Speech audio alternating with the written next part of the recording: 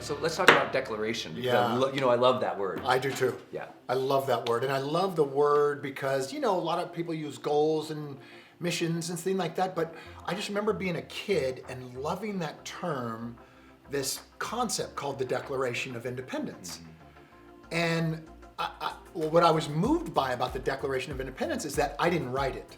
Someone else wrote it who I didn't know 250 years ago, yet you, me, and all of you are living out the Declaration of Independence. You're bringing it into existence, at least us Americans. We're bringing that document into existence by how we live, by how we walk our country, by the way we speak in our country, by the way we are. We live the freedom that our founding fathers wrote. Now, I always thought, that's cool. How can I do that? Like, I want to declare something and then live into it. Instead of trying to achieve a goal with a big long list of, a laundry list of things I gotta do. There's no to-do list in the Declaration of Independence that exists today. It's the spirit. Yes. It's the spirit and the direction and that declaration of this should be our own. Yes. Yeah. You're a bad dude. Yep. You're a bad dude, King. We want to be on our own. Yes. And here's why. And spirit. And it's revolution too. Here's how I'm going to express that. Here's how I'm going to live it. I'm going to be the Declaration. I'm going to be freedom. That's what so you and me, I like making a declaration. So when I was a kid, I made, I want to be the best safety in the whole world. I didn't even know what that entailed. But on day one, instead of 20 years later, when I was the best safety in the world, I got to start being the best safety in the world on day one. I was 9 years old. I was a little kid. Yeah. But I started walking around like the best safety. I started eating what I thought they should eat. I started being how they be. Yeah. Isn't that weird? Yeah. And then living into the dream. That's right. So for those who don't know, he played in the NFL, and when he says best safety means best football safety in the NFL, like a storied career of just this guy who went for it. But they don't know that began when he was 9 or 8 or, Yeah, and that's... when you said you were gonna do it. Yeah, you say you're gonna do it, and then you start to live into it, and then the world catches up with your declaration. Because at that time, my body wasn't ready to be the best safety, but I was being it anyway. Then my body caught up with me, and then the world caught up with me until the Houston Oilers go, you're our top pick, you're our safety. Yeah. And it came true. And so I've just tried to repeat that over and over in my life, and I teach my clients to do it, and I want people to do it because it's totally doable, but your timelines just have to be much longer than you initially think. You know what I mean? You have to at least commit for so many years to reach this kind of mastery at something, to be the best in the world at something. And you have to struggle, and you have to allow your body time to adapt, and then you improve. And day in and day out, you keep doing that. All of a sudden, you're standing on top of the box. Yeah. Like you're the best in the world at what you do. Yeah. And it's of your choosing, it's of your declaration. Also, what I found about it, Brendon, is that, people go, well, it's kind of selfish, Bo, to be the best, And I always say that is not true. Every time I've declared I wanted to be the best in the world at a thing, a whole slew of people came with me who probably wouldn't have come. Right. Because they just weren't thinking that way, that's all. Yeah. And they saw that this kid maybe can do this, and he seems to believe in himself, and he seems to be following this declaration and living it into existence. Why don't I just go? Yeah, when you rise up, you lift up. Yep. And a lot of people are scared that, if I go for this, then that means I got to step on other people. It's like, oh no, you need other people. Right. You need other people, and that collaboration, that coaching, that mentorship, that helps accelerate it. Yep. But also, every single race in the history of the world needed a pace setter. Yes. And the pace setter inspires everybody else to perform better. Yep. And so when you say, I want to be the best, and you're willing to go out to that edge and move like that to set a pace, you help the whole field. Yep. And that's what people don't understand. It's like, it is not selfish. You are serving the industry by trying to be the top of the industry. That's right. Every time one of these big companies innovates, when Apple creates something new, they change the whole world. Yep. They set a pace. Yep. And so innovation like real progress happens from somebody willing to go, oh, we want to do it better. Right. And everyone watching this, you've got to determine like what in your life do you want to do better? And what in your life do you really want to become the pace setter, become great at? Yeah. Because what he talks about is not only declaring that, Yeah. but then you set up your life to prepare for that. You know, it's like you've been, the last 6 months you've been preparing for something. The question is, do you know what it was? Because every day you are preparing. Yeah. Every day, you might not know that the way you live your life is preparing you for something.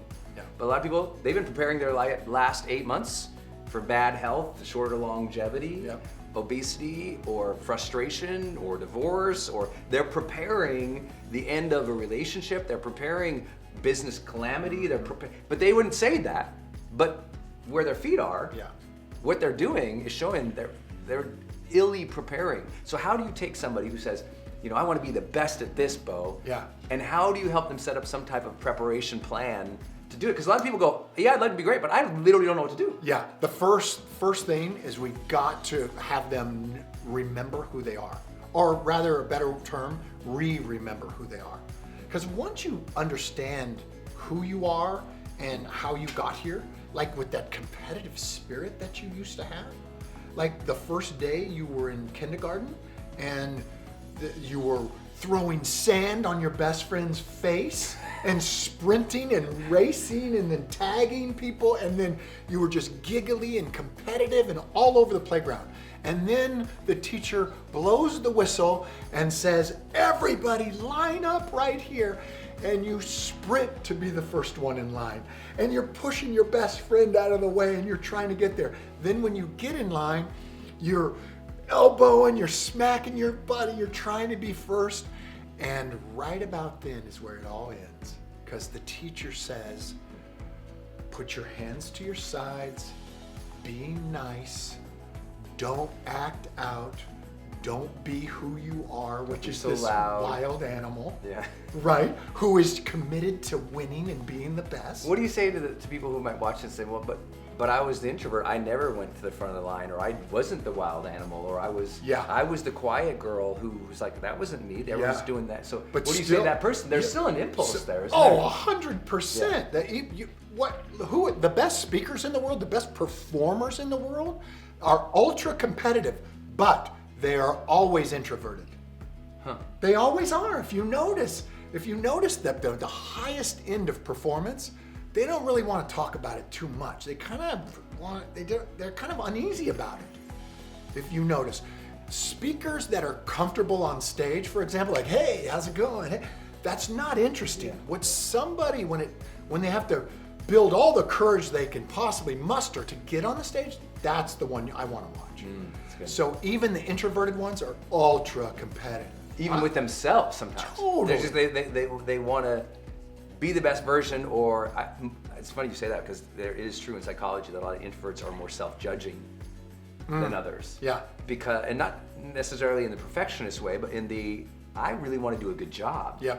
And it's an intrinsic thing. Yeah. They're not trying to show off. They're like, no, I want to be great here. So maybe they're not the one who's in the line pushing and grabbing, but they're like, I'm going to be the one at the top of that chart with the most gold stars. Exactly right. I'm going to be the teacher's favorite. I'm going to have the most friends, or I'm going to like do my homework great. Yeah. And there's everyone has that somewhere. That's and that's the preparation piece. Like you and me compete all of the time, but it's totally a healthy competition. Yeah. In that we're going, come on, man. Yeah. You can be better. You can do better. Yeah. Go get him, Bo. Go get him, Bo. You know what I mean? And that's how the world gets better.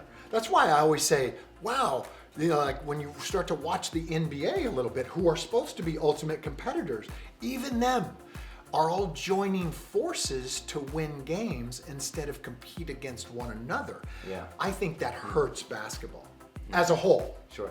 Right, when you don't have competition. Yeah. When you have that competitive spirit, which makes you giggle. Yeah. Which makes you go, oh, shit, Yeah. I gotta ask more of myself. Yeah. Instead of asking less of ourselves. Yeah. Because real competition ultimately becomes camaraderie. That's 100%. It has to. It does. Because you know you need to be pushed by other people, and when they push beyond, you're like, even if you're mad, you're like, ooh, that sucks, they did that. I'm gonna do it better. Yep. There's still this like, all right, I see you. And you have, that's who the people I have the most respect for is the the biggest competitors or my biggest competitors is I have ultimate respect for them. Yeah. But I want to beat them. Yeah. But it's just like Muhammad Ali and Joe Frazier. Yeah. You're probably too young to remember those fights, but they fought I watched them. 3 times. Oh. Not in real life. Yeah, I mean, not the replays. the thrill in the Manila. grainy replays on Yes. YouTube. Yeah, and those two raised boxing to a level that it's never seen because, and they loved each other deep down. You could see after beating each other up for 15 rounds, just holding each other up basically at the end of those fights. That's what makes boxing great. Now, if there's no competition in boxing, you are not going to watch it. We're not going to watch it like what's happening now. There's no competition in boxing, right? Guys are undefeated. They've never lost a fight. Oh, that's really interesting. You know, no one wants to see that. Yeah. So I just want people to know, or rather remember who you are. You need to adapt to demanding situations to improve. You need to improve to end up at the top. You have to. You can't get around it.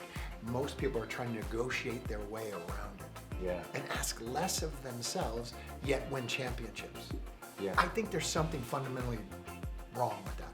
I love that. Yeah. People asking less of themselves, but wanting to win championships. That's right. You have to demand more of yourself and be some kind of pace setter or linchpin in the industry or leader in the industry to carry other people with you because you need the team and you need the people to help you go there as well. That's right. You talk about this idea in here, and I love this because we're kind of visiting topics y'all don't hear me talk about a ton, and they're hard. You know, they're difficult things to say, hey, listen, you should chase greatness, because most of your friends are going to be like, no, don't do that. Yeah. But one of the other words you use in here I'd love to kick on is like domination. Yeah. Because wanting to dominate something is so not the era we live in right now, Yeah.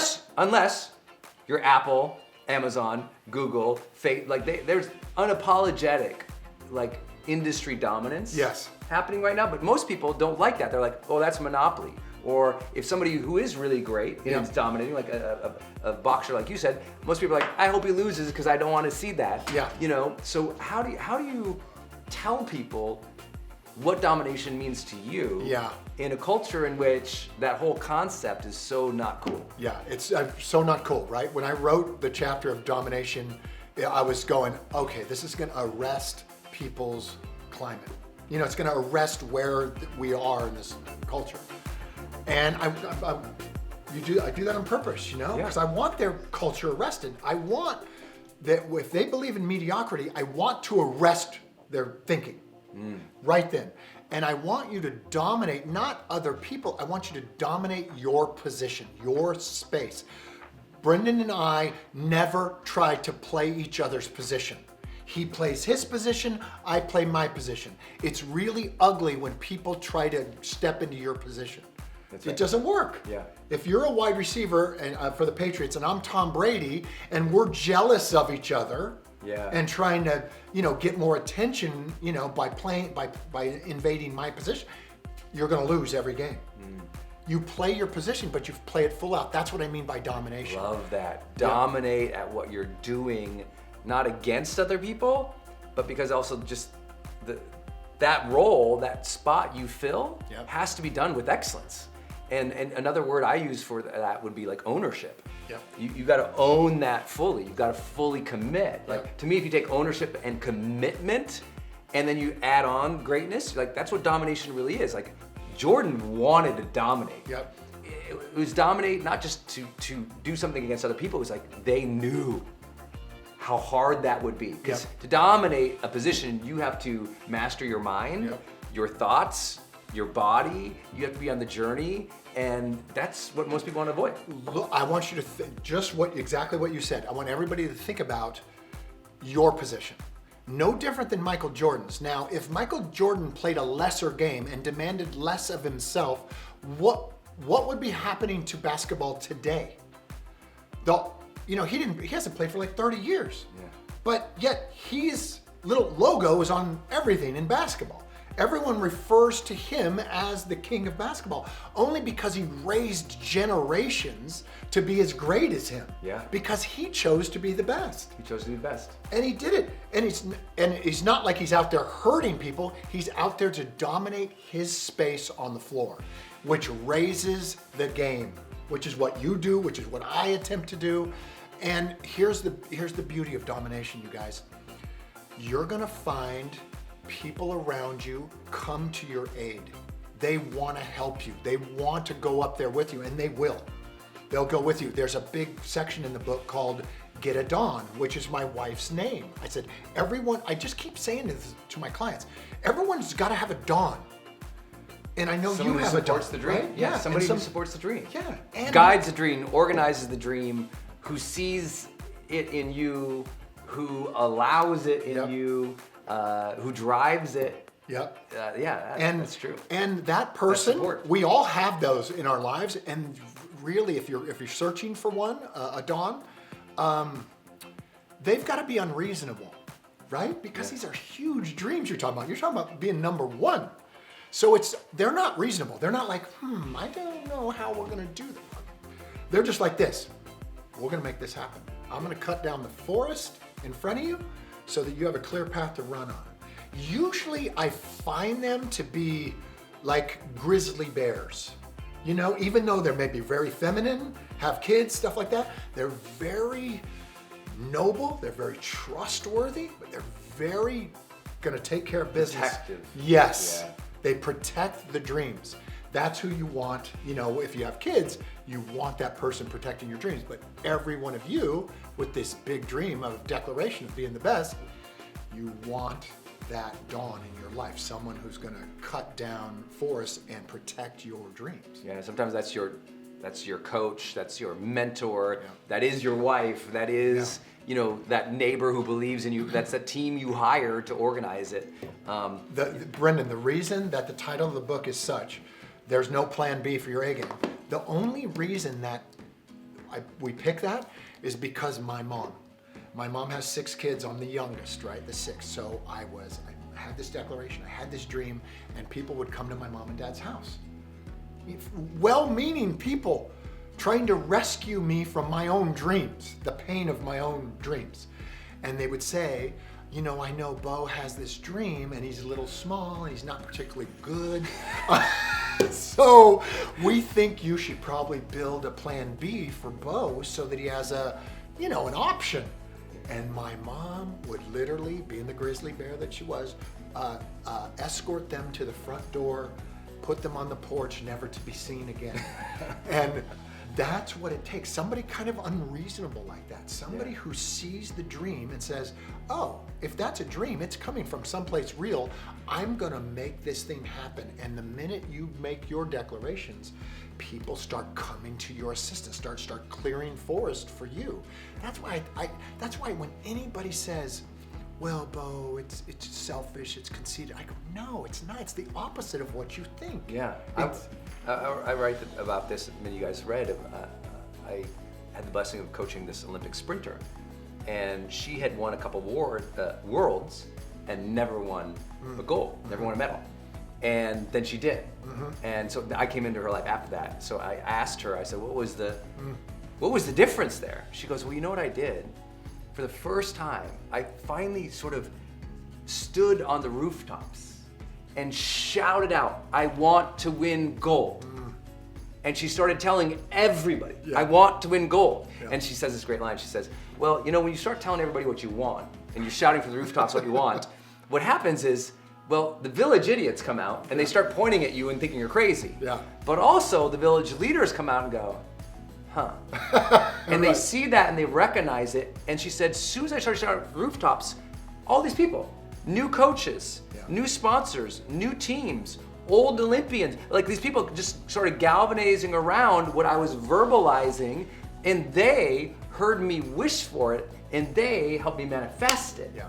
And so I think it's so important that you've got to, when he says declare the dream, it's not just like, I hope this is, it's like, no, it's like step into and own your dream. Yeah. I'll share this last thing. And this is when I read the book. It's one of the lines in the book, but I've also heard Bro say it. I think it's on the wall over here. I saw it earlier. This is so cool. Okay, there I see it. The only reason you're not the best is you have a plan B. Man, that's so good. Thanks. People do. They're 1 foot in, 1 foot out. Yeah. If you want to be great at something in your life, you need clarity about it. You're trying to figure out how to do it and try to stay committed to it. Get this book, my man Bo Eason. Thanks, buddy. So Thanks, good. man. Yeah, I love it's you, fun. man. Love you. Thanks.